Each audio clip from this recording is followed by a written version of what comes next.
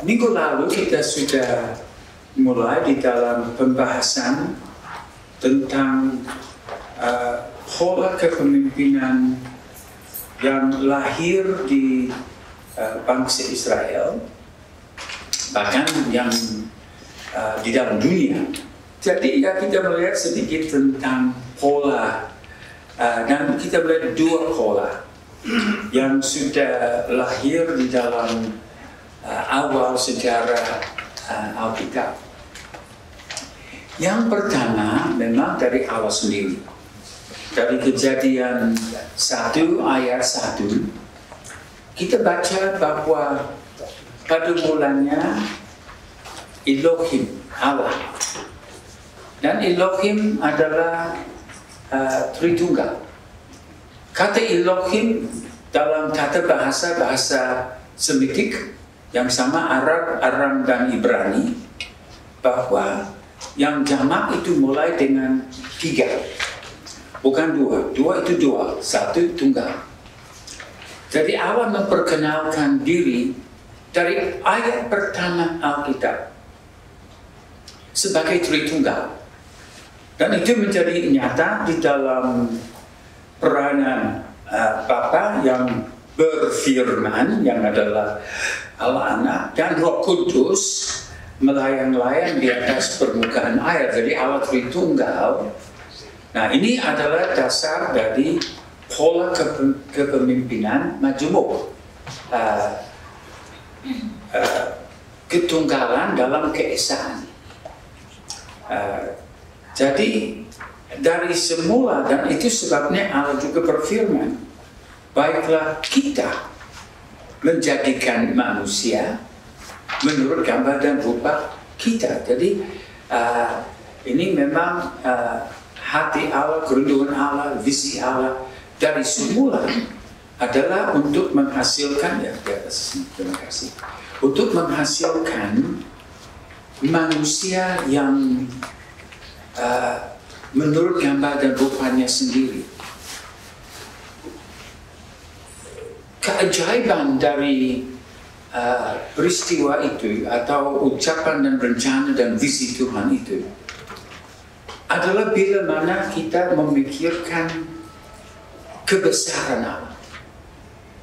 Dan kebesaran Allah kita dapat memikirkan sedikit dengan melihat bumi, mundur lihat alam semesta dengan semua planet-planet, mundur lebih jauh lagi sampai galaksi-galaksi, sampai bumi, apalagi manusia, adalah titik yang tak kelihatan.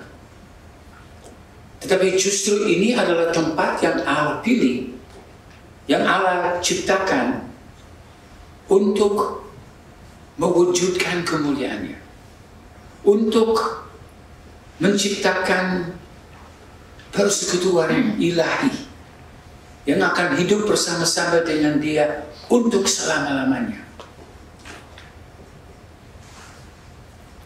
Lalu mengingat Mazmur 8. Siapakah manusia sampai engkau memikirkan dia? Wah, alam semesta, galaksi-galaksi, universe yang begitu besar. Tetapi Allah menghitung rambutnya. Oh, betapa hebat kepedulian Allah terhadap setiap manusia. Jadi Allah sangat teliti di dalam apa yang Dia lakukan. Yang kita baca di dalam firman Tuhan juga bukan hal-hal yang kebetulan terjadi.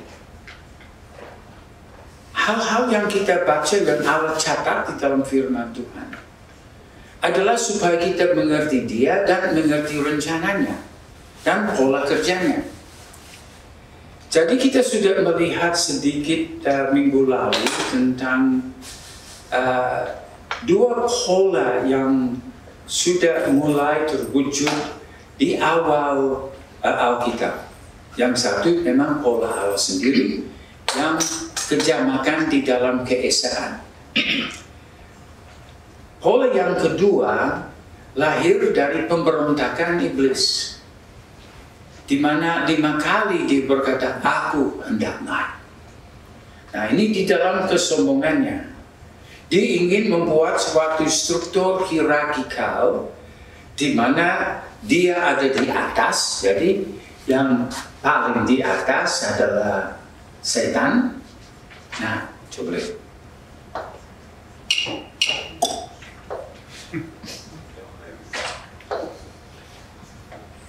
Jadi dia menyusun satu struktur hierarkikal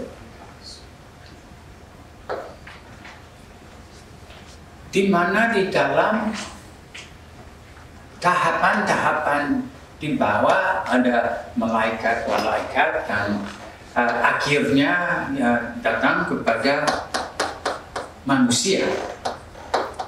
Dia ingin bahkan di dalam rencana setan, nah saya juga tulis sebagai ular ya.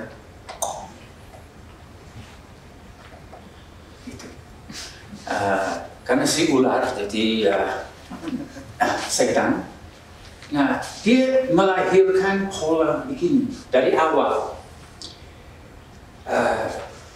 Aku hendak naik. Jadi dia sebagai panglima malaikat-malaikat yang jatuh, ada di bawah dia di dalam suatu struktur kepemimpinan yang bertentangan dengan pola Allah. Allah tidak pernah berkata dia mau di atas umatnya.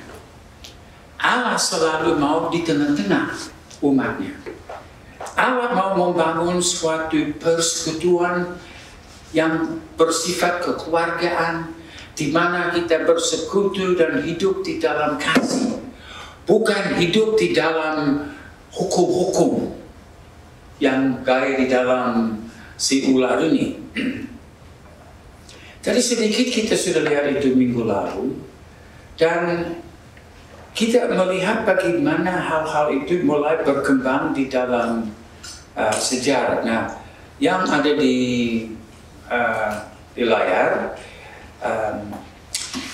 kita lihat Israel ditawarkan solusi ilahi dalam Keluaran 19. Nah, sebenarnya ini kalau dikatakan solusi, ada masalah. Masalah itu diperhatikan oleh Yitro pada waktu Yitro datang, dan dia melihat bahwa Musa dari pagi sampai sore, orang antrian, mungkin ribuan orang antrian, mau mendapat petunjuk Tuhan. Nah, mereka tidak kalah orang daripada Musa, karena memang hanya Musa yang pernah ketemu Tuhan. Jadi tidak ada orang yang lain yang bisa diwakilkan. Yitro melihat ada masalah, dan dia benar identifikasi masalah yang ada, yaitu bahwa ini akan membuat Musa capek, dan masyarakat Israel juga akan capek, dan dia berkata ini tidak baik. Nah, jadi evaluasi terhadap masalah itu cukup tepat. Masalahnya adalah solusi yang dia tawarkan adalah solusi yang sama seperti kejatuhan iblis, suatu struktur piramidal dengan susunan di mana ada pemimpin yang ditawarkan kepada Musa, pemimpin 1000, pemimpin 100, pemimpin 50, pemimpin 10. Jadi suatu struktur kelihatan seperti suatu solusi yang cukup masuk akal. Tapi ada satu kekurangan. Ada yang bisa ingat apa kekurangan itu setelah disusun struktur Yitro? Nah, sebelumnya pada waktu mereka datang sehari-hari untuk ketemu dengan Musa, kenapa mereka mau ketemu Musa? Karena hanya Musa saja ya. Karena hanya dia yang pernah ketemu dengan Tuhan. Belum pernah ada yang lain. Oke, sekarang sudah punya struktur piramidal itu. Apa menjadi kelemahannya? Tetap sanggup. tetap Musa aja ya. Masih hanya ada satu orang yang pernah ketemu dengan Tuhan. Jadi masih hanya satu orang yang betul-betul bisa atasnamakan Tuhan di dalam memberi jawaban. Karena Tuhan berbicara lewat Musa. Nah, ada masalah-masalah yang lain yang kita akan lihat sebentar. Ini solusi yang ditawarkan Yitro di dalam Keluaran 18. Jadi sedikit sebelum Tuhan memberi solusinya sendiri, yang di dalam pasal 9, solusi ilahi terhadap masalah, karena Tuhan juga sudah perhatikan. Tetapi iblis selalu suka lebih cepat masuk. Ilalang dia mau tabur supaya kalau gandum ada nanti orang bingung. Dan itu memang terjadi. Jadi dalam pasal berikutnya, pasal 19 ayat 5 sampai 6, nah minggu lalu kita sudah lihat ini, Tuhan menawarkan kepada mereka untuk menjadi kerajaan imam dan bangsa yang kudus. Di sini adalah solusi yang Tuhan akan tawarkan. Dan di dalam solusi yang Tuhan tawarkan ini, Tuhan berkata, bangsa itu harus datang di pinggir bukit, tapi tidak boleh menyentuhnya dulu, karena kalau mereka menyentuhnya akan mati. Tetapi setelah terjadi bunyi sangkakala dengan bunyi yang keras, mereka harus naik di atas bukit. Nah, ini yang kita baca dalam Keluaran 19, 7 sampai 13. Nah, ini setelah bangsa Israel bilang begini, ayat 8. Seluruh bangsa itu menjawab bersama-sama, segala yang difirmankan Tuhan akan kami lakukan. Wah, ini adalah komitmen mereka. Wah, luar biasa. Lalu berfirman Tuhan, sesungguhnya aku akan datang kepadamu dalam awan yang tebal, dengan maksud supaya dapat didengar oleh bangsa itu apabila aku berbicara dengan engkau, dan juga supaya mereka senantiasa percaya kepadamu. Jadi Tuhan akan memperkuat kepemimpinan Musa juga di dalam. Ini bukan menggantikan Musa. Dia akan membuat multiplikasi, tetapi sama seperti di dalam suatu keluarga, kalau seorang bapak mendewasakan anaknya, dia tetap bapak. Dia tidak kehilangan status sebagai bapak. Nah, lalu Musa memberitahukan perkataan bangsa itu kepada Tuhan. Berfirmanlah Tuhan kepada Musa, pergilah kepada bangsa itu, suruhlah mereka menguduskan diri pada hari ini dan besok, dan mereka harus mencuci pakaiannya. Menjelang hari ketiga mereka harus bersiap, sebab pada hari ketiga Tuhan akan turun di depan mata seluruh bangsa itu. Nah, tidak berarti mereka akan melihat Tuhan di dalam wujud Tuhan. Mereka akan melihat kemuliaannya di Gunung Sinai. Sebab itu haruslah engkau memasang batas bagi bangsa itu berkeliling sambil berkata, jagalah baik-baik, jangan kamu mendaki gunung itu dan atau kena kepada kakinya. Sebab siapapun yang kena kepada gunung itu, pastilah ia dihukum mati. Jangan seseorang pun atau seorang pun tidak boleh merabanya, sebab pastilah ia dilempari dengan batu atau dipanahi sampai mati. Baik binatang, baik manusia, ia tidak akan dibiarkan hidup. Hanya, nah ini yang penting sekali, hanya apabila sangkakala berbunyi panjang, barulah mereka boleh mendaki gunung itu. Jadi sebelum bunyi sangkakala tidak boleh mendaki bukit. Tetapi kalau Tuhan turun, kemuliaannya sudah turun, dan Tuhan membunyikan sangkakala panjang, sekarang mereka harus naik di atas bukit. Kalau ini terjadi, sekarang bukan hanya satu orang yang pernah mengalami kuasa dan hadirat Tuhan. 3 juta orang akan alaminya. Ini adalah satu mujizat yang luar biasa. Ini adalah persiapan Tuhan untuk menjadi Israel, seperti Tuhan juga berfirman, kamu akan menjadi terang bagi bangsa-bangsa. Ini memang panggilan untuk bangsa Israel, menjadi terang bagi bangsa-bangsa. Tetapi apa yang terjadi?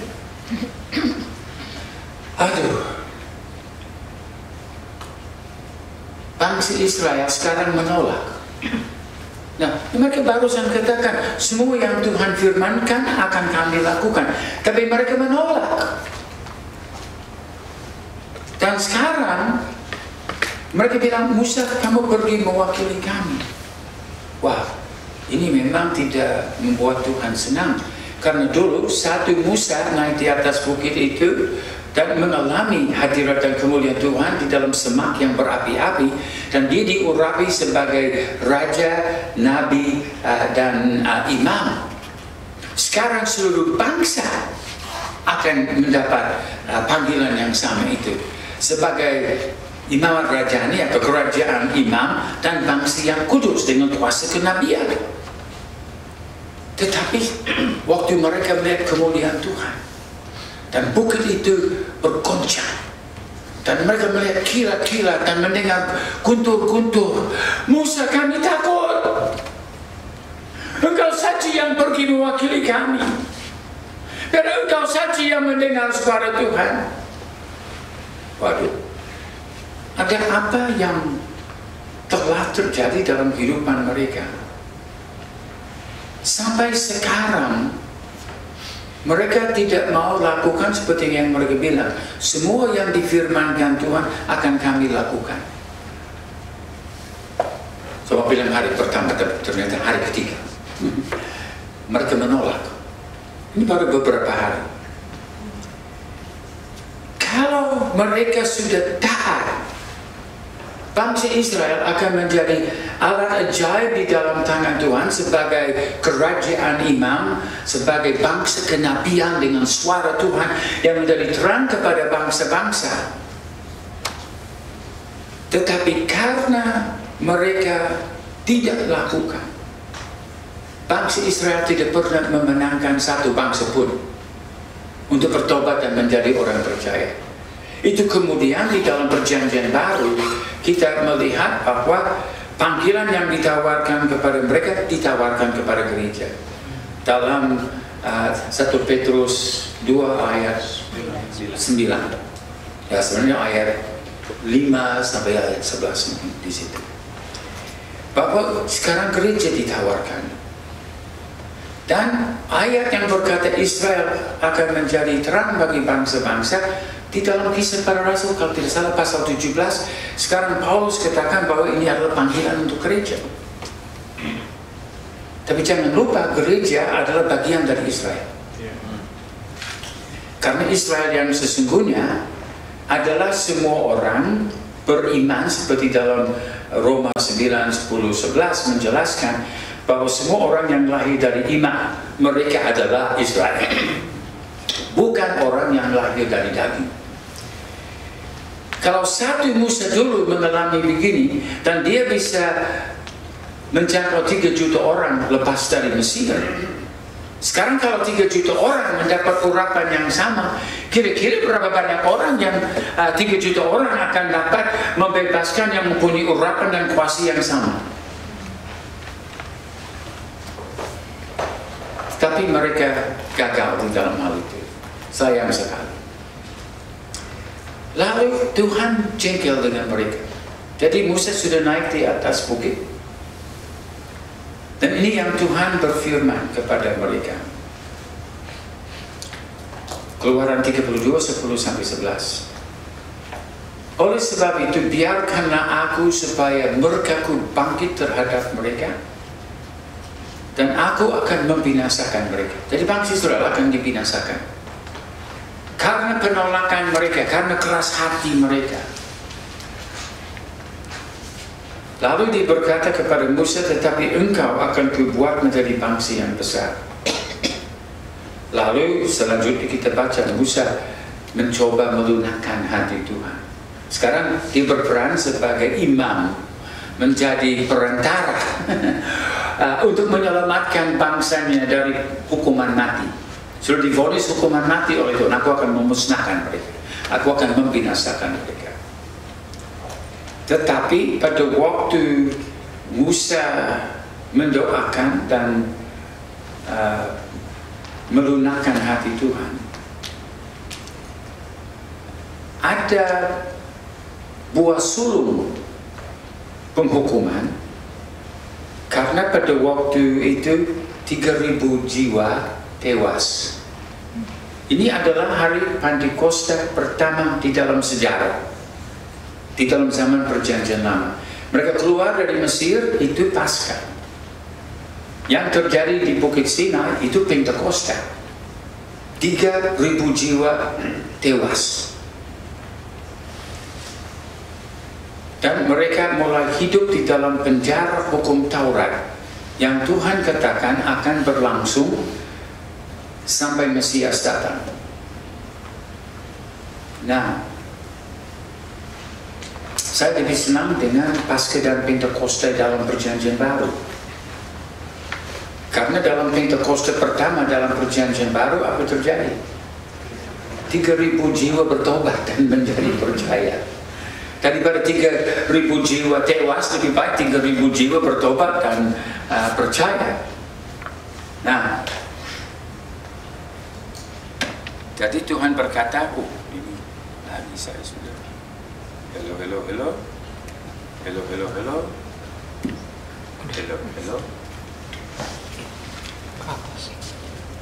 Minggu lalu saya sudah melakukan hal yang sama.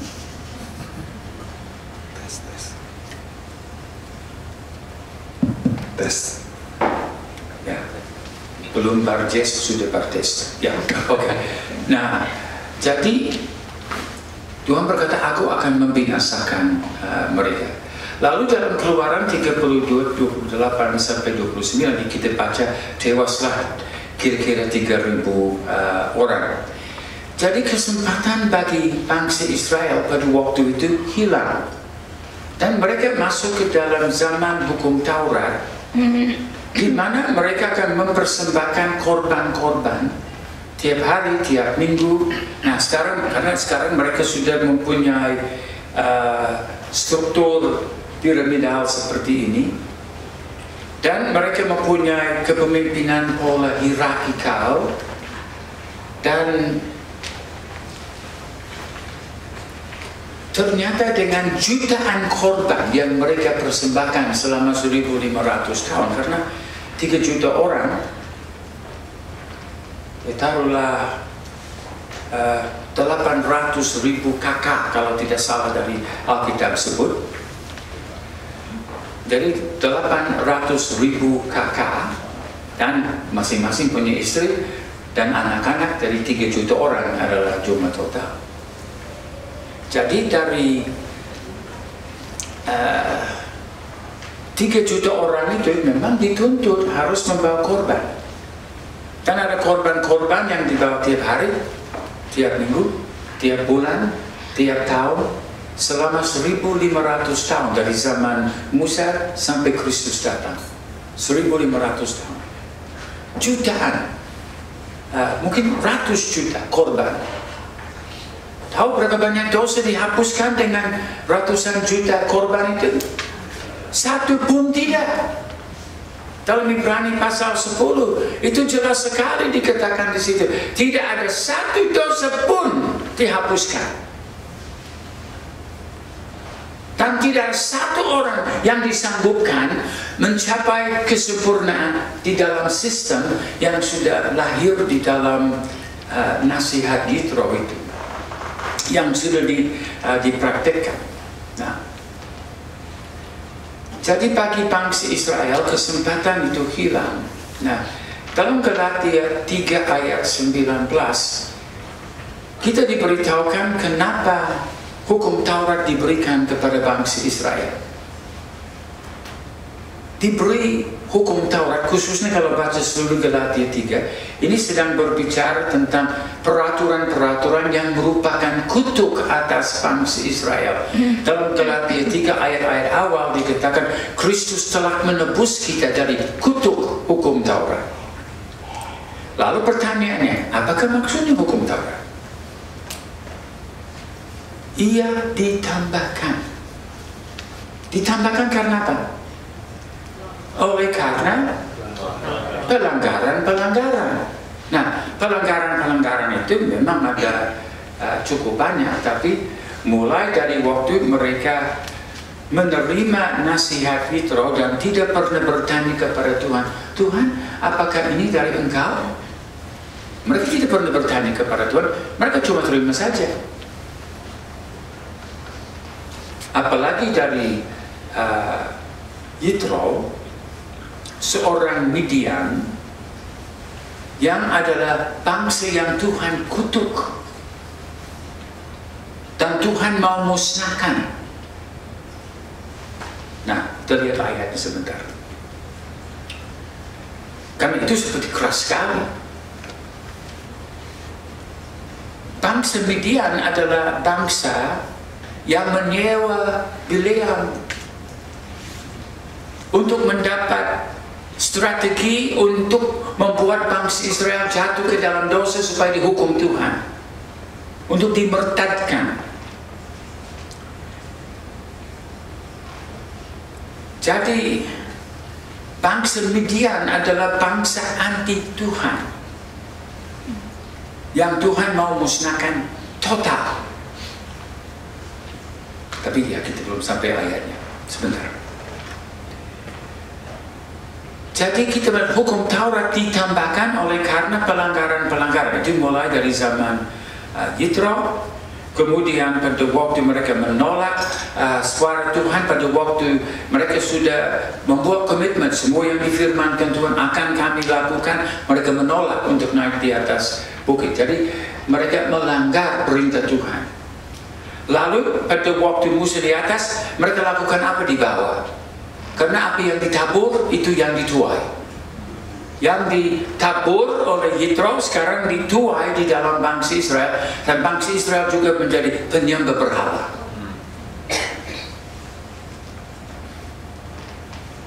Nah, jadi ditambahkan oleh karena pelanggaran-pelanggaran. Untuk berapa lama?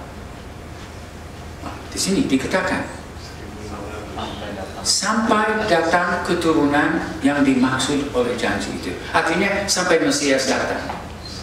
Mesias adalah pemerdeka dari kutuk hukum Taurat. Dan dalam Galatia 3 ayat 23 sampai 25, sebelum iman itu datang, kita berada di bawah pengawalan hukum Taurat.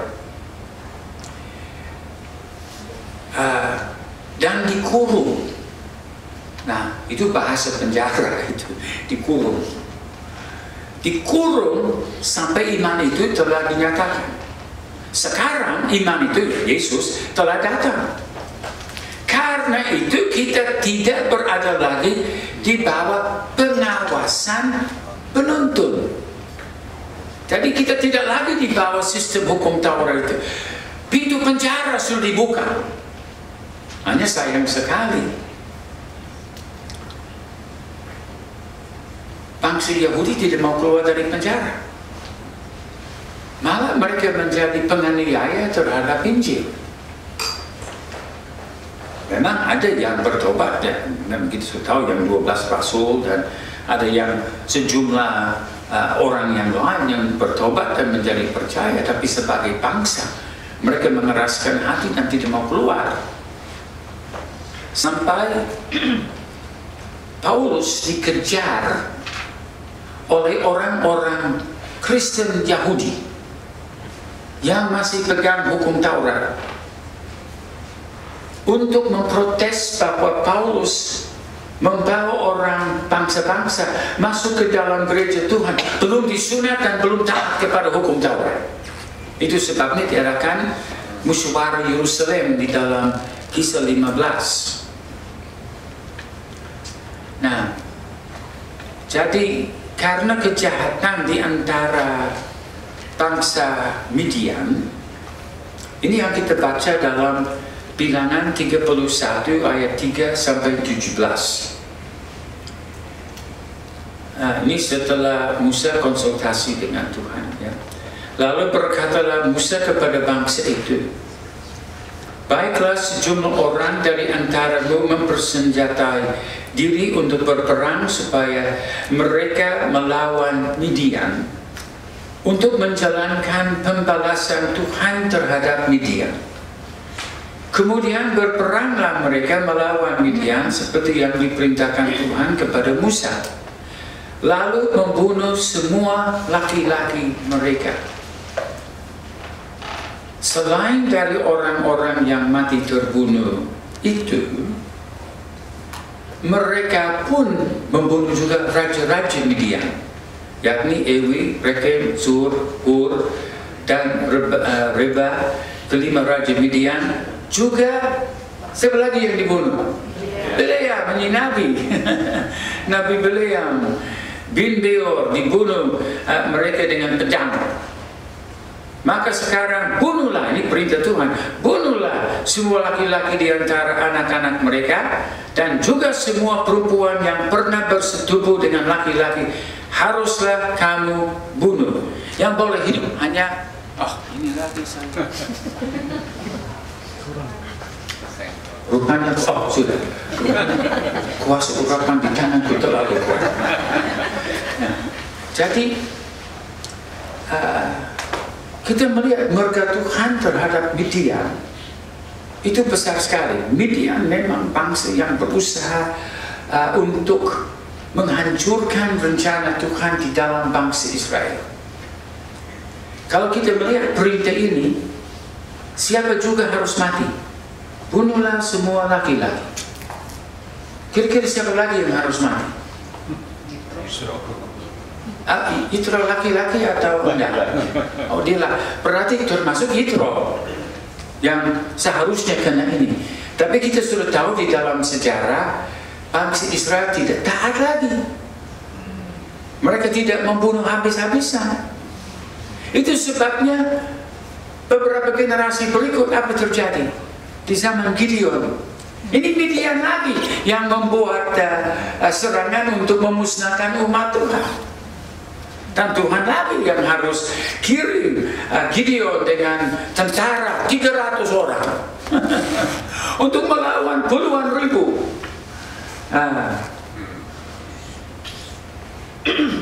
Jadi sulit untuk kita membela Midian, kasihan. Jadi kita akan melihat bahwa salah satu sebabnya Yitro dan polanya bukan pola yang tepat untuk gereja. Memang pertama karena memang Tuhan punya solusi, yaitu imamat rajani atau kerajaan imam, di mana setiap orang. Nah, seperti dalam Perjanjian Baru kita diajarkan tentang imamat rajani, pola pelayanannya dapat dikunci di dalam satu kata. Siapa bisa tebak kata itu? Saling. Saling melayani, saling mengasihi, saling menasihati, saling mendoakan, saling menegur. Jadi memang ini adalah pola di dalam imamat rajani. Karena di dalam imamat rajani, ya memang seharusnya pada waktu bangsa Israel semua sudah mengalami Tuhan. Dalam gereja Perjanjian Baru, tubuh Kristus, seharusnya semua orang percaya adalah imam dan raja dan nabi, sudah punya urapan. Kan semua orang boleh bernubuat seorang demi seorang. Jadi memang semua punya kapasitas untuk dapat bernubuat. Kita semua dipanggil imam-imam dan raja-raja. Nah, kalau kita sudah berjalan di dalam pola seperti itu, kuasa Tuhan akan dapat menjangkau setiap suku, kaum, bangsa, dan bahasa. Sistem piramidal yang adalah pola yang diandalkan oleh gereja-gereja dan diajarkan oleh gereja-gereja Eropa, Amerika. Coba lihat apa yang sedang terjadi di dalam gereja-gereja seperti itu masih kini. Terjadi murtad yang besar. Gereja-gereja satu demi satu, kayak gereja Anglikan beberapa minggu yang lalu, tumbang. Sekarang mereka mengaku LGBTIQA di dalam pentapisan pendeta-pendeta. Nah, memang gereja Anglikan sekarang pecah. Dan banyak sekali gereja. Kayak di Eropa sekarang yang injili orang-orang Kristen yang percaya keselamatan hanya di dalam percaya kepada Yesus dan lahir baru, itu di bawah 2% di Eropa. Yang dulu adalah pemutus misionaris ke berbagai bangsa di dunia, sekarang menjadi bangsa-bangsa murtad. Lebih banyak orang ikut ibadah masjid di bangsa-bangsa itu daripada ikut ibadah gereja. Yang mengaku diri anggota salah satu gereja masih lebih banyak dari Islam. Tetapi yang ikut ibadah lebih banyak Muslim daripada yang disebut Kristen. Sekarang di Inggris, di Perancis, di belum Perancis, mungkin belum Belanda. Memang kita hidup di dalam suatu dunia yang sudah berubah jauh. Nah, dalam Ulangan 18:20, tetapi seorang nabi yang terlalu berani untuk mengucapkan demi namaku perkataan yang tidak kuperintahkan untuk dikatakan olehnya, atau yang berkata demi nama Allah lain, nabi itu harus mati. Memang beliau yang juga kena. Nah, tapi bagaimana dengan Yitro? Nah, di dalam Keluaran 18 kita melihat 5 nubuatan palsu yang diberikan oleh Yitro. Kalau di dalam kitab Keluaran, kalau dari pasal 3 sampai penutupnya pasal 40, tiap pasal saudara bisa periksa akan menemukan kata-kata serupa dengan Tuhan berfirman kepada Musa. Hanya satu pasal yang tidak ada, itu pasal 18, di mana Yitro berbicara kepada Musa. Semua pasal yang lain, 3, 4, 5, 6, 7, 8, 9, 10, 11, 12, 13, 14, 15, 16, 17. Tuhan berfirman kepada Musa. Pasal 18 tidak. Lalu pasal 19 sampai 40 Tuhan berfirman kepada Musa. Tuhan berfirman kepada Musa. Wah, itu memang sesuatu yang penting untuk kita tanggapi. Nah, jadi di dalam Keluaran 18, 19 sampai 23, dengarkanlah perkataanku. Nah, ini Yitro yang berbicara. Dan Allah, satu Allah akan menyertai engkau dengan demikian. 2, mereka meringankan pekerjaan. Nah, dari titik-titik di sini menjelaskan semua sistem yang akan diadakan itu dengan pemimpin 1150 dan sebagainya. Mereka meringankan pekerjaanmu. Dan 3, mereka bersama-sama dengan engkau turut menanggungnya. Jika engkau berbuat demikian dan Allah memerintahkan hal itu kepadamu, bagaimana kita tahu Allah sudah perintahkan itu? Berani dia bicara. Saya juga ada teman kiai yang juga menggunakan kata-kata serupa itu dengan saya. Tapi saya sudah tahu yang dia sembah bukan Allahku. Dia punya Allah sendiri. Jika engkau berbuat demikian dan Allah memerintahkan hal itu kepadamu, siapa memberi dia otoritas untuk berbicara atas nama Allah? 4. Engkau akan sanggup menahannya dari semua tekanan-tekanan yang dilemparkan kepada Musa. Dan 5. Seluruh bangsa ini akan pulang dengan puas, senang ke tempatnya. Oh, ini luar biasa. Kalau ini terjadi, amin, puji Tuhan. Tapi ternyata semuanya gagal. Setelah sistem Yitro jalan, muncullah masalah-masalah lagi. Dan dalam bilangan 11, di sini kita dapat melihat kelima-lima dari yang kita baru baca tadi itu, semuanya gagal. Lalu berkatalah Musa kepada Tuhan, mengapa kau perlakukan hambamu? Nah ini dia. Lalu berkatalah Musa kepada Tuhan, mengapa kau perlakukan hambamu ini dengan buruk?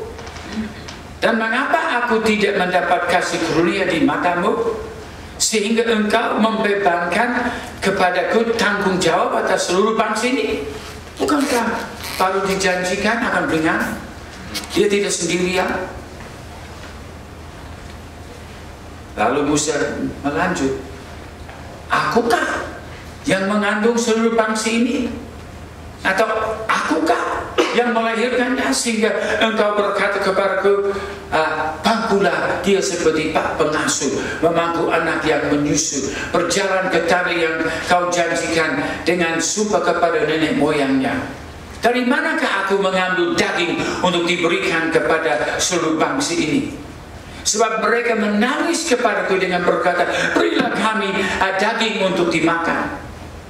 Aku seorang diri. Nah, dikatakan salah satu janji itu, kamu tidak akan sendirian lagi.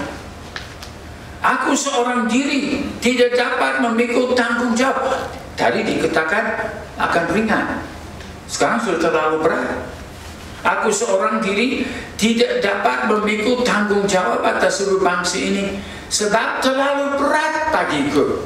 Dijanjikan ringan, dia sekarang berkata terlalu berat. Jika engkau berlaku demikian kepadaku, sebaiknya engkau membunuh aku saja. Waduh, ini Musa sudah putus asa betul. Jika aku mendapat kasih karunia di matamu, supaya aku tidak harus melihat celakaku. Nah, tadi dengan Keluaran 18 dan 19, ini adalah masalah pastoral, masalah 3 juta orang yang mau dapat konseling untuk mendengar suara Tuhan. Solusi Tuhan adalah imamat rajanya. Sekarang, setelah semua sistem itu ternyata gagal,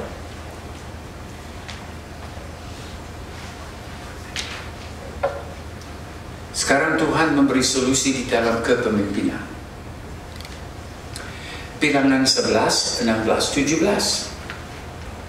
Berfirmanlah Tuhan kepada Musa, kumpulkanlah di hadapanku dari antara para tua-tua orang Israel 70 orang yang kau ketahui menjadi tua-tua dan pengatur pasukannya. Nah, memang di dalam bangsa Israel dan sepanjang perjanjian lama, kita baca tentang tua-tua suku, tua-tua kota, tua-tua bangsa. Jadi Tuhan memang mengatur, ada struktur kepemimpinan. Tetapi itu adalah struktur yang juga majemuk. Mereka tidak bertindak sendiri-sendiri seolah-olah mereka raja. Tidak. Memang justru Tuhan menahan mereka dari memiliki raja sampai kepada zaman Saul. Dan itu merupakan, waktu mereka mendapat Raja Saul, itu merupakan penolakan akan Tuhan sebagai Raja mereka. Memang Tuhan mempunyai rencana untuk raja-raja, tetapi mereka memaksakan dan karena itu celaka. Nah, dari Tuhan berkata, kumpulkanlah 70 tua-tua. Sebenarnya sama saja katanya dengan penatua. Lalu Tuhan berkata, sebagian dari roh yang hinggap padamu itu akan kuambil dan ku taruh atas mereka. Maka mereka bersama-sama dengan engkau akan memikul tanggung jawab atas bangsa itu. Jadi sekarang Tuhan memperkenalkan kepada Musa pola kepenatuaan majemuk. Nah, Musa tetap sebagai papa bangsa. Dia tetap sebagai seorang pemimpin yang mempunyai peranan dan tugas istimewa. Tetapi sekarang dia bukan sendirian. Ada 70 orang. Sehingga polanya jadi kayak begini. Jadi yang kemah Musa yang di tengah-tengah, 4 suku keliling. Utara, timur, barat, selatan. Ada 3 suku yang masing-masing di dalam setiap arah. Dan mereka mempunyai 4 panji. 4 panji untuk jadi panji untuk masing-masing dari 4 kelompok yang masing-masing 3 suku. Jadi ada panji singa, kira-kira dari suku apa? Ya, kan kita biasa mendengar singa dari suku Yehuda. Lalu ada yang wajah manusia. Lalu ada yang burung nasar. Lalu ada lembu. Jadi ini adalah 4 panji yang ada di dalam. Nah, itu 4 panji itu kemudian juga mewakili ke-4 Injil di dalam perjanjian baru. Dan dinyatakan lewat ke-4 makhluk yang hidup di dalam Yehezkiel pasal 1, Yehezkiel pasal 10, dan Wahyu pasal 4 dan 5 dijelaskan tentang ke-4 makhluk yang hidup. Jadi Allah sudah mulai menyatakan polanya di dalam kepemimpinan. Jadi tadi di dalam imamat rajani, sekarang di dalam pola kepemimpinan untuk mengatur seluruh pasukan bangsa Israel. Nah, jadi waktu Israel masuk Kanaan, ternyata pola para penatua adalah suatu pola kepemimpinan. Mereka adalah para pemimpin. Dalam 1 Samuel 4 ayat 3 berkatalah para tua-tua Israel. Dalam 2 Raja-Raja 23 ayat 1, ini para penatua Yehuda. Raja menyuruh mengumpulkan semua tua-tua Yehuda. Dalam Hakim 21 ayat 16, para penatua jemaat. Berkatalah para tua-tua umat itu. Para penatua bangsa, 1 Raja-Raja 20 ayat 7. Raja memanggil semua tua-tua negeri. Baru para penatua tiap kota, Ezra 10 ayat 14. Para tua-tua dan para hakim di tiap-tiap kota. Jadi konsep para penatua dalam perjanjian lama justru haruslah orang-orang Israel yang dewasa, kepala rumah tangga yang dapat bertindak untuk keluarganya. Ini memang yang dicatat di dalam perjanjian lama. Jadi para penatua Israel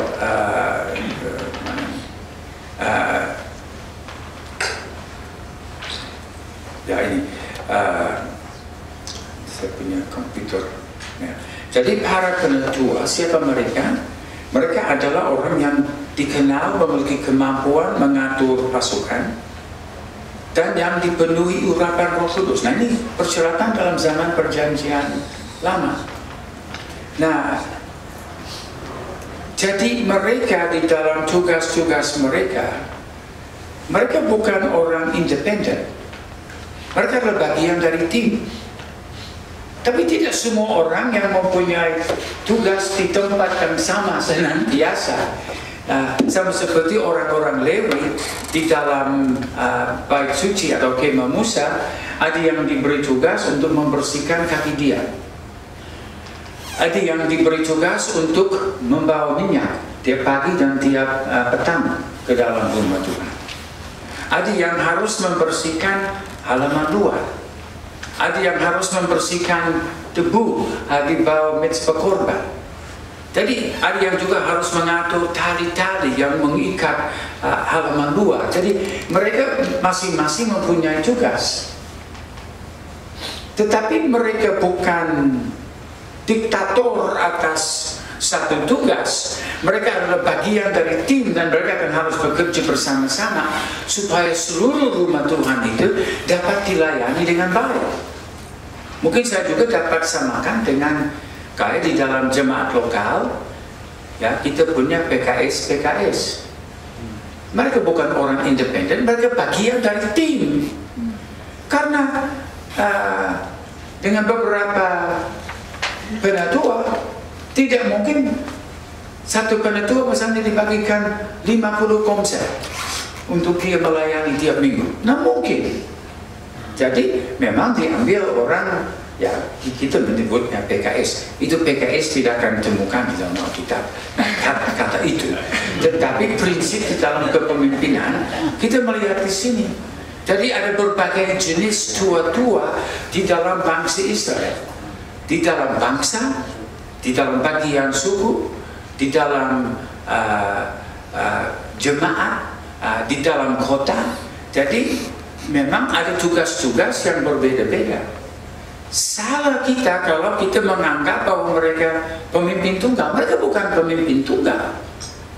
Mereka adalah bagian dari tim yang sedang melakukan pelayanan. Jadi itu beda dengan apa yang diajarkan oleh Yitro. Nah, Keluaran 12:21, lalu Musa memanggil semua tua-tua Israel serta berkata kepada mereka, pergilah, ambillah kambing domba untuk kaummu dan sembelilah anak domba Paskah. Jadi kita melihat tiap keluarga harus mengambil seekor anak domba. Tetapi mereka dibantu, dikawal, diawasi, dibimbing oleh siapa? Tua-tua yang menjadi pembina untuk menolong mereka untuk melakukan hal-hal seperti itu. Dalam Ulangan 1:13-17 sedikit lagi kita baca, kita melihat para penatua adalah orang yang bijak dan berpengalaman. Mereka harus bertindak dengan adil, berani sebagai pendoa, hakim dan pengajar yang adalah yang adil. Nah, lihat ini yang dalam Ulangan 1:13-17, Musa berkata, aku mengambil kepala-kepala sukumu, yakni orang-orang yang bijaksana dan berpengalaman, lalu aku mengangkat mereka menjadi pemimpin atas kamu. Jadi mempunyai suatu struktur dan susunan sesuai dengan kemampuan itu tidak salah. Dan itu bukan polanya Yitro. Yang kita harus melihat adalah roh yang melahirkan. Nah, prinsip-prinsip di dalam perjanjian lama juga masuk ke dalam perjanjian baru. Itu sebabnya dari awal di dalam sejarah gereja kita melihat bahwa mereka sudah mulai mempunyai penatua-penatua di dalam setiap sidang jemaat sebelum Petrus mengeluarkan kata-kata dalam 1 Petrus 2 ayat 9 yang kita kenal sebagai kutipan dari Keluaran 19 ayat 4-6. Jadi mereka sudah mempunyai, pada waktu terjadi penganiayaan di zaman Stefanus dan mereka mulai lari dari Yerusalem. Kita membaca di Yudea, di dalam persekutuan-persekutuan ada penatua-penatua. Sebab pada waktu Paulus dan Barnabas mau membawa dana bantuan untuk mereka pada waktu mereka tercerai-berai, dikatakan diserahkan kepada penatua-penatua di masing-masing tempat. Nah, 1 Petrus 2 ayat 9 kamulah bangsa yang terpilih, imamat yang rajani, bangsa yang kudus. Nah, ini adalah kutipan dari Keluaran 19, khususnya ayat 5 dan 6. Dan tugas mereka supaya kamu memberitakan perbuatan-perbuatan yang besar dari Dia yang telah memanggil kamu keluar dari kegelapan kepada terangnya yang ajaib. Seharusnya bangsa Israel lakukan ini, tapi karena mereka menolak untuk naik di atas bukit dan mereka menjadi penyembah berhala di kaki bukit,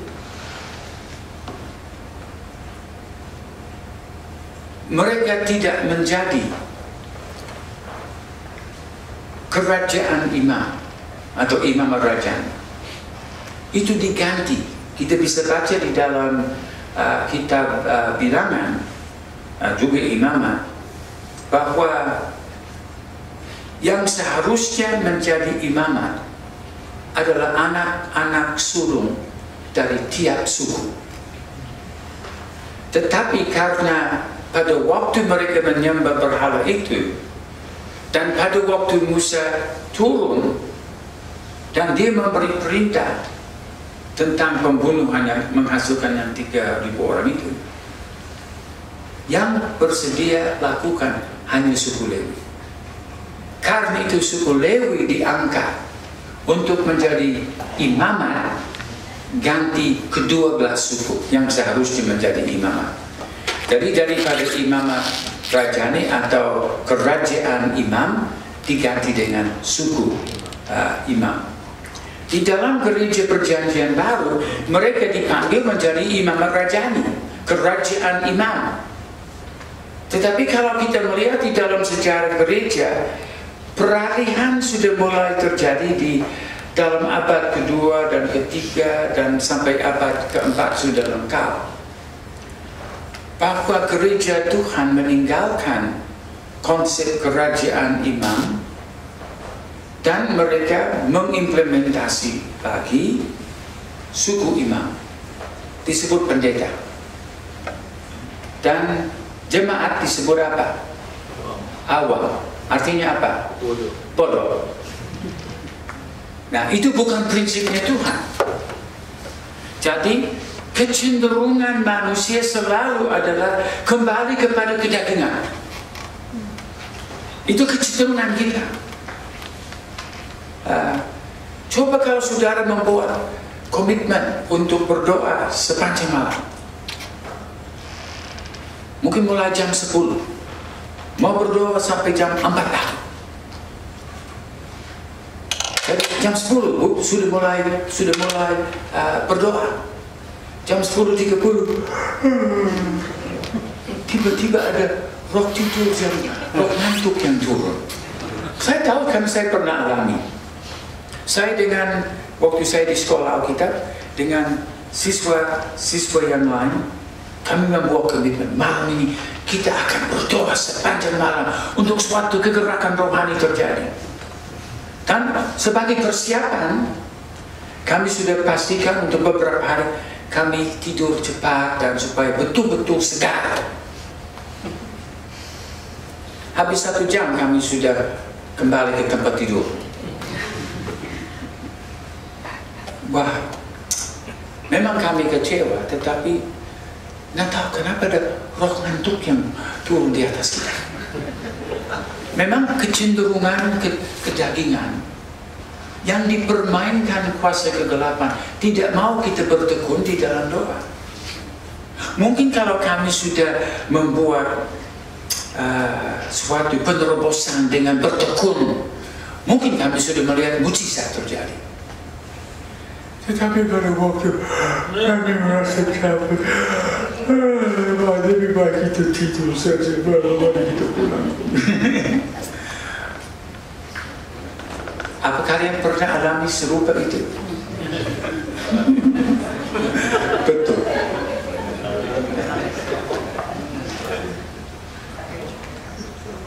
Wahyu 5 ayat 10. Tuhan berkata, engkau telah membuat mereka. Ini berbicara dengan orang-orang yang ditebus oleh darah anak domba. Jadi ini yang pola yang Allah lahirkan untuk gereja perjanjian baru. Engkau telah membuat mereka menjadi suatu kerajaan dan menjadi imam-imam bagi Allah kita. Dan mereka akan memerintah sebagai raja di bumi. Jadi ini yang Tuhan inginkan untuk kita sebagai orang percaya. Gereja tidak ada karunia penonton. Tidak ada karunia pemanas bangku. Kita semua dipanggil menjadi aktivis, orang-orang percaya seperti dalam Efesus 4, kalau tidak salah ayat 14-15, di situ dikatakan tentang tubuh Kristus yang dibangun oleh pelayanan semua bagiannya. Jadi semua bagiannya. Itu sebabnya dari dulu saya menegaskan di dalam karunia-karunia yang dibagikan kepada tiap-tiap orang. Jadi siapa tidak dapat? Ya yang bukan orang. Karena dibagikan kepada tiap-tiap orang. Kamu orang, berarti kamu dapat paling sedikit salah satu dari karunia-karunia itu. Dan ini harus difungsikan. Jadi kalau kita mau melihat faktor multiplikasi apostolik, pola yang mana yang di dalam Alkitab yang kita dapat melihat? Kalau yang piramidal, yang kayak di sebelah kiri, orang harus bekerja keras untuk mempertahankan organisasi dan struktur. Dan itu lebih banyak menggunakan hukum atau bahasa modern anggaran dasar dan anggaran rumah tangga. Tetapi kalau yang kita lihat di dalam yang roda, ini lebih menekankan persekutuan, kekeluargaan, berkumpul bersama-sama ke dalam Tuhan. Bukan dilihat siapa yang paling di atas. Tapi Yesus selalu mau menyatakan diri, di mana 2-3 orang berkumpul bersama-sama, aku ada di atas mereka. Bukan, aku di tengah-tengah mereka. Itu sebabnya di dalam kitab Wahyu 4 dan 5, pada waktu pola yang dinyatakan kepada Rasul Yohanes oleh Yesus, kita melihat bahwa Yesus ada di tengah-tengah, anak domba yang tersembelih namun berdiri karena dia mati dan bangkit. Jadi berpusat kepada Kristus, berhimpun kepada Kristus, bukan organisasi, bukan satu pengkhotbah yang punya karisma yang luar biasa, bukan kepada satu golongan, tapi kepada Yesus. Kepada Yesus semua harus berhimpun. Lalu kita melihat persatuan di antara 24 penatua di situ. Nah, masing-masing mereka sudah mempunyai tanda. Masing-masing sudah mempunyai tanda.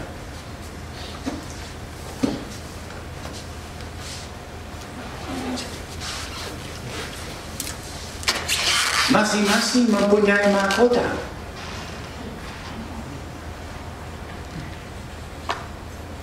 Mereka dapat mahkota kepemimpinan karena memang mereka adalah pemenang. Mahkota emas. Jadi kayak medali emas, piala emas. Mereka sudah mendapat takhta dalam kepemimpinan. Tapi kita baca di situ di dalam Wahyu 4 ayat 11, mereka turun dari takhta mereka masing-masing. Dan mahkota mereka dilemparkan ke kaki Yesus. Dan mereka berkata, Yesus, engkau saja yang layak untuk menerima kuasa dan hormat dan kemuliaan. Perhatikan, bukan satu penatua yang melakukan itu. 24 bersama-sama. Berarti mereka bertindak di dalam persatuan. Mereka secara bersama-sama ingin melihat rencana Tuhan. Jadi mereka di dalam persatuan, bukan hanya secara aktual, tapi roh kesatuan ada di antara hati mereka. Mereka bukan orang yang suka berkelahi seorang terhadap yang lain, tapi mereka saling mengasihi. Dan Yesus berkata, oleh satu hal ini semua orang akan tahu kamu adalah murid-muridku, karena kamu dapat mendominir pendeta-pendeta yang lain. Oh, ini salah kutip firman. Jadi mereka mendapat urapan roh di situ.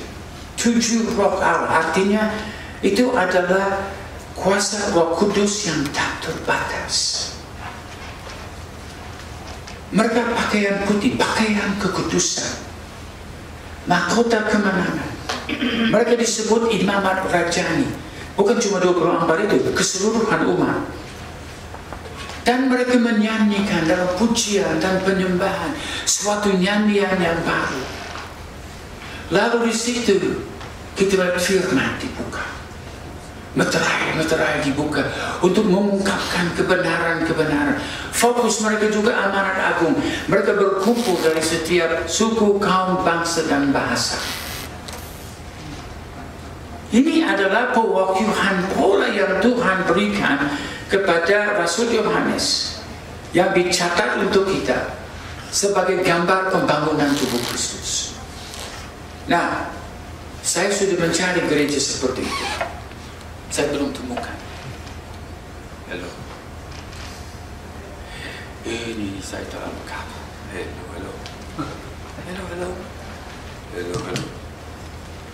Halo. Jadi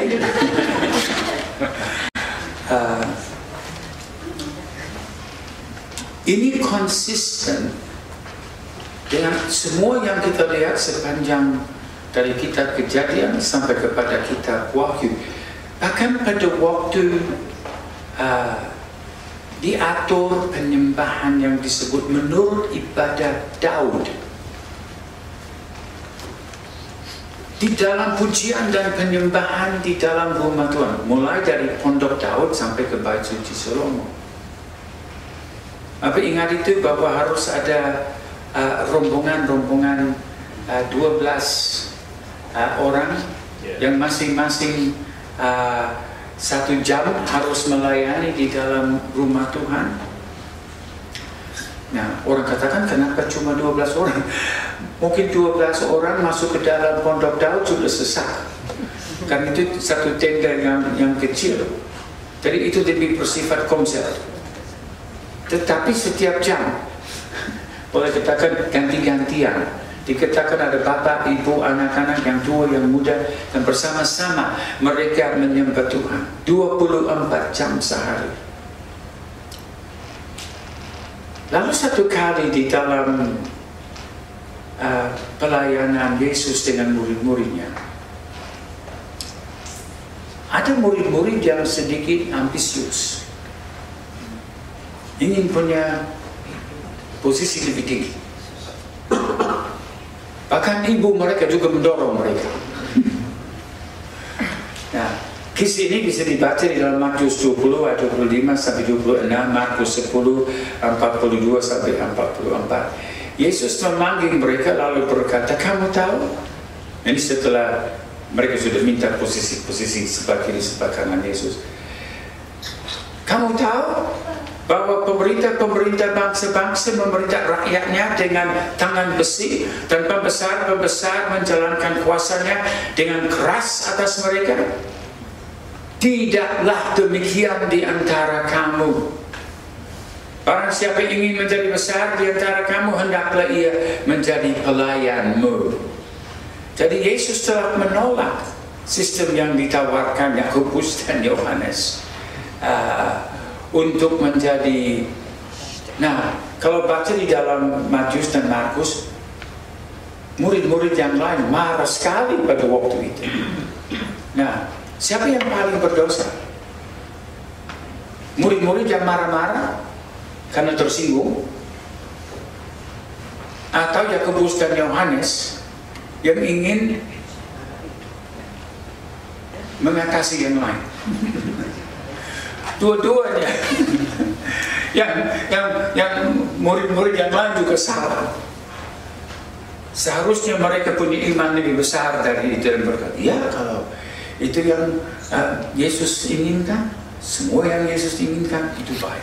Tapi tidak, mereka marah. Jadi memang puji Tuhan, saya senang dalam Alkitab kita melihat kegagalan para pemimpin di dalam Alkitab. Seperti Petrus yang membuat kesalahan terhadap orang non-Yahudi pada waktu dia meninggalkan mereka dan hanya mau bersekutu dengan orang Yahudi, dan Barnabas juga ikut. Dan Paulus marah sama mereka, tegur mereka karena sikap mereka. Tapi kemudian kita lihat Paulus juga salah. Bukan waktu itu. Waktu dia mengusir Markus, tidak mau Markus bersama-sama. Tapi Barnabas membawa dia, mementor dia sampai dia berhasil. Bahkan dia menjadi juru tulis Petrus. Dikatakan Injil Markus, tulisan Markus sebenarnya adalah pola pikiran dan catatan dari Petrus. Akhir hidup Paulus di dalam 2 Timotius dibilang apa? Suruh Markus datang karena dia berfaedah untuk saya di dalam pelayanan. Hampir-hampir dia mau minta maaf. Tapi kita melihat para rasul pun adalah orang-orang yang mempunyai kekurangan-kekurangan dan harus hidup dengan kasih karunia Tuhan. Nah, Yesus akan membangun eklesia sejati. Itu memang rencananya. Matius 16:18-19, Yesus berkata, aku akan membangun eklesiaku. Tetapi apa yang terjadi di dalam sejarah? Sama seperti pada waktu Yesus berkata kepada murid-muridnya, naik perahu, aku mau membawa kalian ke seberang.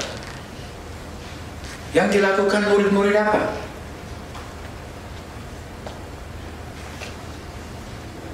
Langsung ambil alih. Masa Yesus mau membawa kita di seberang? Kami nelayan, dia adalah tukang kayu. Mereka langsung ambil alih. Jadi Yesus lakukan apa? Tidur. Kami mau ambil alih, ya silakan. Yesus tidur. Lalu jadi angin ribut dan kapal mereka dikoncangkan. Sekarang murid-murid bilang apa? Kenapa kamu tidak peduli? Sekarang mereka persalahkan Yesus. Nah, memang kita lihat memang manusia yang lemah. Tapi yang aneh, Tuhan pilih kita. Dalam 1 Korintus 3 dikatakan Tuhan telah memilih kita untuk menjadi mitra. Saya pernah dalam doa berkata kepada Tuhan, Tuhan, engkau bodoh. Masa engkau mau panggil kami sebagai mitra? Apa engkau tidak tahu bahwa kami semua adalah orang yang gagal, yang pengkhianat, yang macam-macam? Memang saya mengeluarkan isi hati saya kepada Tuhan. Namun saya mengakhiri doa itu dengan berkata, ya namun Tuhan, engkau memang yang maha bijak, maha tahu. Jadi maafkan saya kalau saya merasa begini, karena saya tahu saya juga adalah orang lemah. Dan tanpa kasih karunia impartasi dari engkau, aku juga tidak akan mampu. Nah, di dalam Alkitab, ya, kalau kita mau berbicara tentang pola kepemimpinan di dalam gereja perjanjian baru, tidak ada satu sidang jemaat yang ditetapkan dipimpin oleh satu orang. Tidak ada yang gembala tunggal, pendeta tunggal, pemimpin tunggal. Walaupun itu adalah sistem umum di dalam 99,99% gereja di dunia. Mayoritas tidak berarti benar. Saya tahu mayoritas manusia di bumi tidak percaya kepada Yesus. Apa itu berarti mereka benar dan kita salah? Enggak. Pada waktu Yesus mulai dengan 12 murid, mereka bukan mayoritas. Tapi mereka dapat membongkar balikan dunia ini dengan kuasa Allah. Itu misi kita. Jadi eklesia yang Yesus berkata, aku mau bangun eklesiaku. Nah, jadi mungkin kembali kepada ayat itu. Aku akan membangun eklesiaku. Siapa akan membangun gereja Tuhan? Yesus sendiri. Dia kepala gereja. Tetapi setelah Yesus berkata, aku akan membangun eklesiaku, kita manusia ambil alih. Sama seperti murid-murid di perahu. Kita pikir kita lebih tahu dari Yesus. Nah, jadi kalau eklesia, dewan kota, karena eklesia ini memang bahasa Yunani, ya biasa dalam Alkitab kita diterjemahkan sidang jemaat. Tetapi eklesia di dalam bahasa Yunani pada zaman Roma pun, eklesia adalah dewan kota. Orang-orang yang dikeluar dari kota, yang dipanggil keluar dari kota, untuk menjadi badan kepemimpinan, untuk memberi kepemimpinan kepada kota itu, untuk memberi arah dan visi, untuk menciptakan suasana sehat untuk bisnis dan kehidupan, untuk menyediakan perlindungan.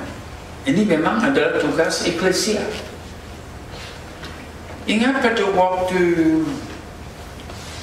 Paulus di Efesus dan beberapa murid bersama-sama dengan dia, Paulus masih di luar, tapi murid-muridnya diseret ke dalam, dan di situ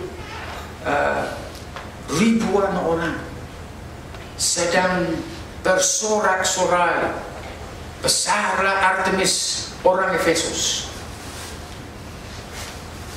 Lalu ada seorang dikatakan panitia kota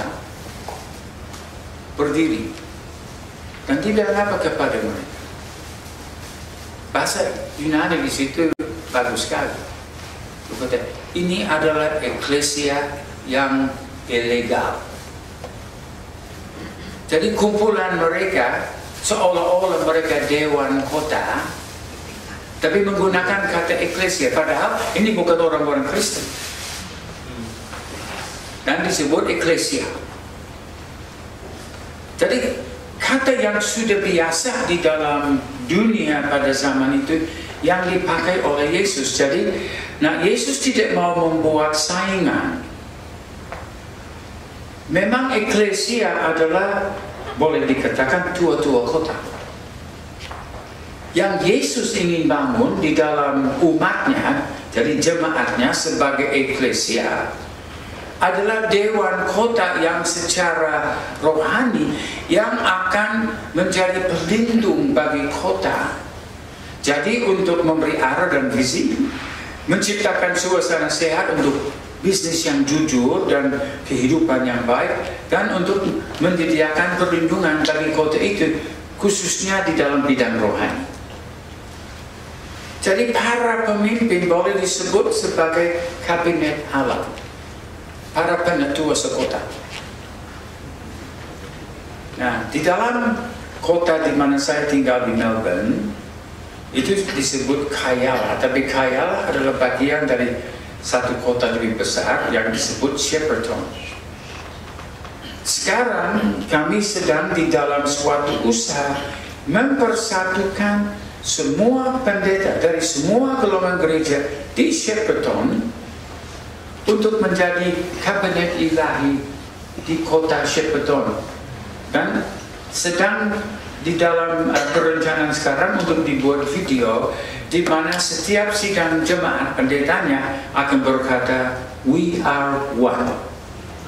Kita adalah satu sidang jemaat.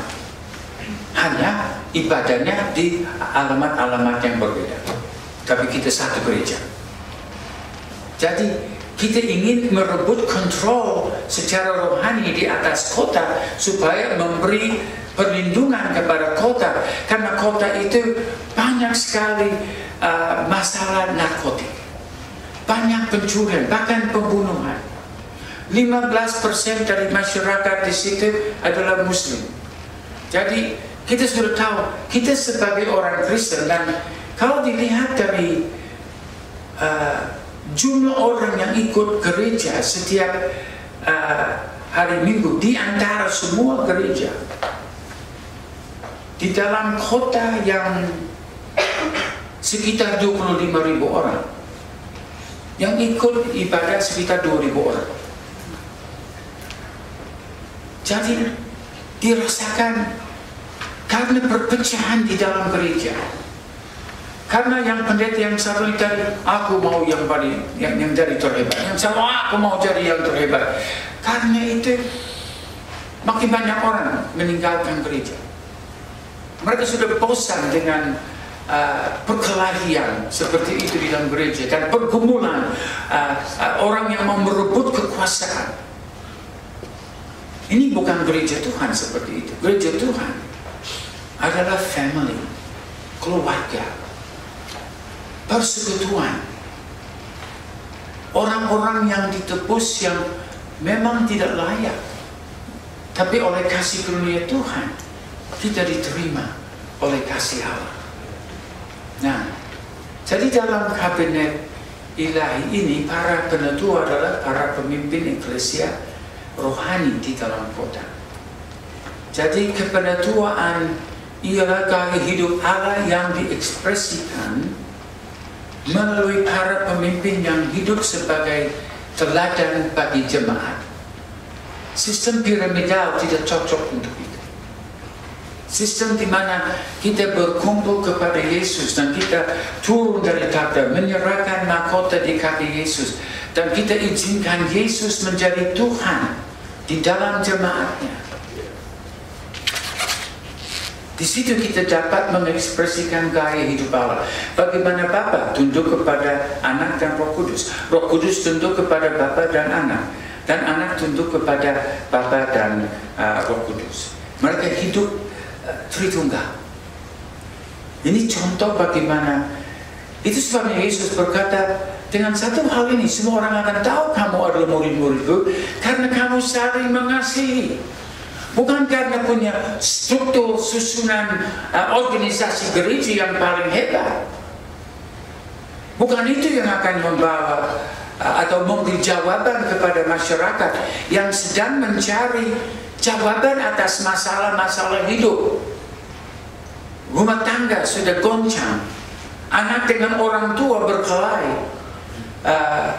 Jadi orang tua yang datang kepada kami, ada seorang muslimah datang kepada anak dan saya, anaknya kecanduan narkotik. Dia muslimah dan bahkan dia guru agama Islam. Tapi dia minta kami untuk mendoakan anaknya dan untuk membantu supaya anaknya boleh dilepaskan. Dia datang dan bekerja beberapa waktu di tempat kami bersama dengan ayahnya. Baik ayahnya dan putranya, satu hari dua-duanya menerima Yesus sebagai Juru Selamat. Nah, mereka masih bergumul karena lingkungan yang memang berat. Tetapi kami sedang melihat bagaimana kuasa Allah dapat bekerja. Kita dapat mengalami penerobosan. Apalagi kalau kota dan umat Tuhan di dalamnya bersatu. Nah, coba lihat gambar yang indah ini. Ini eklesia Allah yang kacau. Tidak bersatu. Dan iblis bebas masuk keluar. Jadi ini garis-garis putih itu sebenarnya tangga. Ada dua yang sama panjangnya dengan anak-anak tangga yang sebenarnya ini bisa disusun untuk menjadi tangga. Yang pintik-pintik merah yaitu adalah pemimpin-pemimpin yang memang kemana-mana. Dalam Matius 16:18, Yesus berkata, aku akan mendirikan jemaatku dan alam maut tidak akan menguasainya.